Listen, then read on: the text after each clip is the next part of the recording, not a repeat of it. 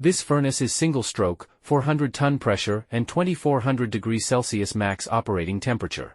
Vacuum hot press furnace is mainly used for near-net forming and densification of various ceramic materials, composite materials, copper and iron powders and other materials, such as semiconductor electrostatic chucks, semiconductor ceramic heating plate, aircraft brake disc, high-speed train brake shoes, ballistic insert plate, helicopter bulletproof armor, etc. The furnace hot zone is 6-side heating, multiple zone controlled and good temperature uniformity. In addition, the special ACME dynamic sealing structure ensures no leakage happens during long-term moving of pressing rod.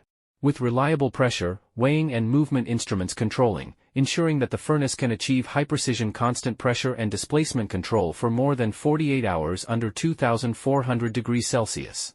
By R&D of hot press furnace, ACME has technology breakthroughs from 1 stroke to 10 strokes, from 30 tons to 2400 tons, and from 1500 degrees Celsius to 2400 degrees Celsius. We have rich successful experience.